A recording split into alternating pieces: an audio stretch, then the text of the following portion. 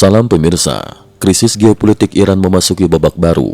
Dalam keputusan dramatis, Parlemen Iran secara bulat mengesahkan undang-undang untuk menghentikan seluruh kerjasama dengan Badan Energi Atom Internasional (IAEA) dan memerintahkan pembongkaran seluruh kamera pengawas di fasilitas nuklirnya.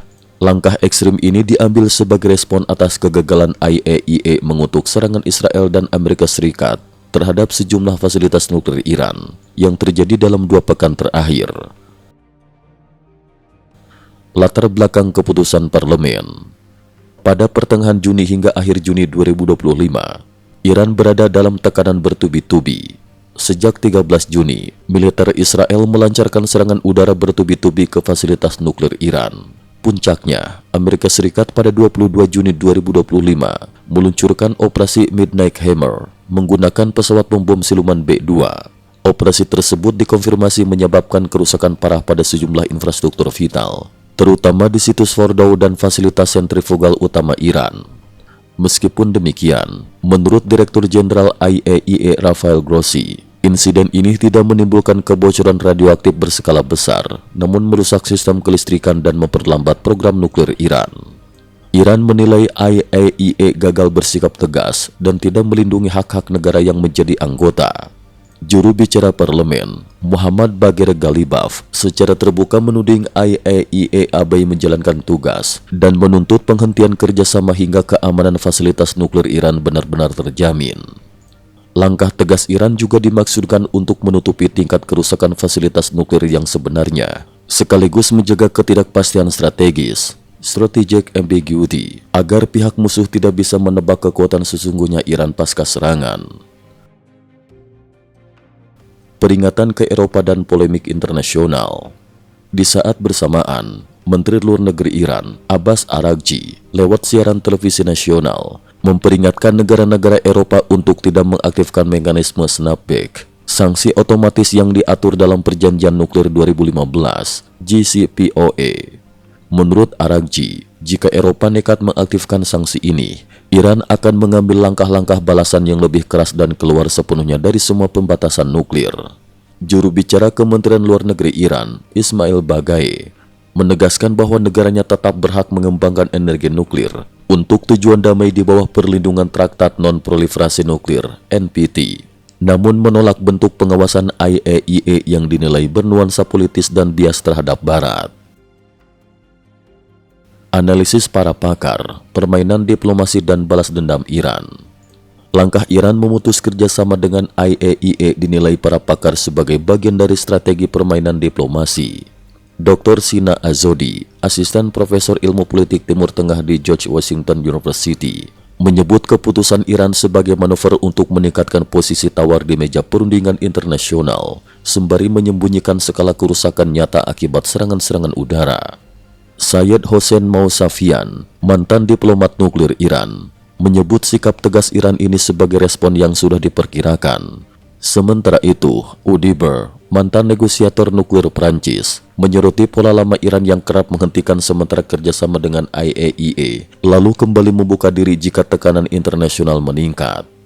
Di media sosial X, Twitter, publik dunia menyoroti langkah Iran sebagai pembalikan total yang dapat memicu dalih baru bagi AS dan Israel untuk melakukan tindakan lanjutan.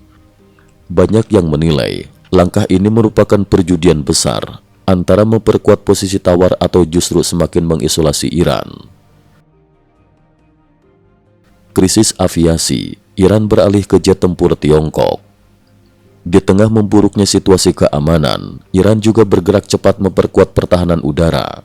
Setelah gagal mendapatkan pengiriman jet tempur Su-35S Rusia akibat penundaan dan pengalihan pesanan ke Aljazair, Iran beralih ke Tiongkok dengan membeli puluhan jet tempur J-10C, pesawat tempur generasi 45 yang memiliki radar AESA mutakhir dan rudal PL-15 jarak jauh.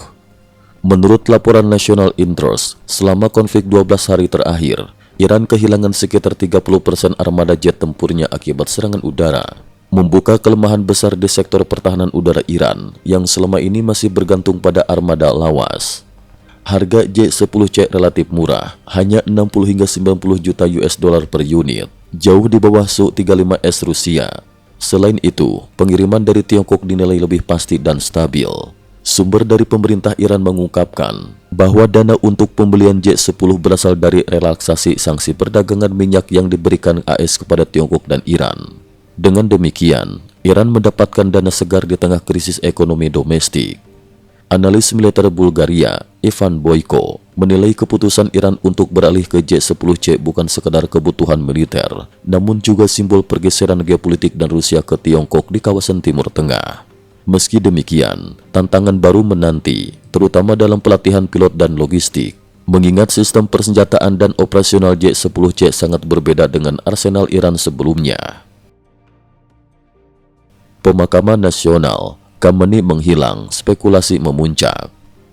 Pada 28 Juni 2025, Iran menggelar pemakaman nasional besar-besaran untuk 60 perwira militer dan ilmuwan nuklir yang tewas dalam serangan udara terbaru. Acara ini dihadiri oleh Presiden terpilih Masoud Pezeshkian. Namun absennya pemimpin tertinggi Iran, Ayatollah Ali Khamenei, dalam acara tersebut memicu spekulasi luas. Khamenei, menurut berbagai laporan, tidak pernah muncul di depan publik sejak awal pecahnya konflik. Reuters melaporkan, sang pemimpin diduga bersembunyi di bunker bawah tanah untuk menghindari kemungkinan serangan lanjutan.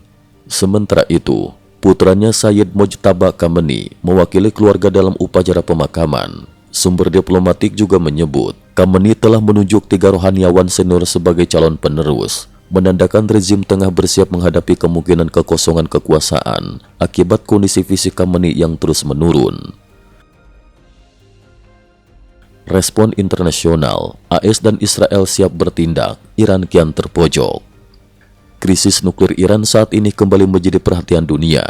Presiden AS Donald Trump secara terbuka mengklaim bahwa program nuklir Iran telah dihancurkan total. Langkah Iran membongkar pengawasan internasional dan membeli jet tempur J-10C dari Tiongkok dianggap sebagai upaya untuk mengatur ulang keseimbangan militer regional, sembari mempertahankan strategi ketidakpastian, nuclear ambiguity, sebagai kartu tawar dalam perundingan. Namun para pengamat menilai strategi Iran tidak akan berjalan mulus. Tekanan ekonomi dalam negeri, protes publik, dan isolasi publik internasional semakin mempersempit ruang gerak Teheran. Sementara itu, integrasi sistem persenjataan baru bersama Tiongkok juga memerlukan waktu yang tidak sebentar. Kesimpulan, Iran di titik kritis. Dalam beberapa pekan ke depan, situasi Iran diprediksi akan semakin menegang.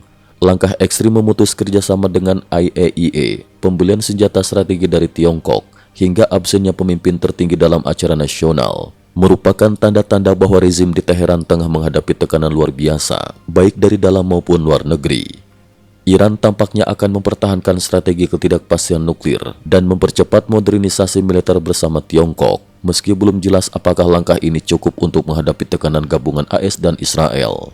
Dunia kini menunggu, apakah Iran akan kembali ke meja perundingan, atau justru melangkah semakin jauh ke dalam jurang isolasi dan konflik terbuka. Cukup sekian dulu, terima kasih atas perhatiannya.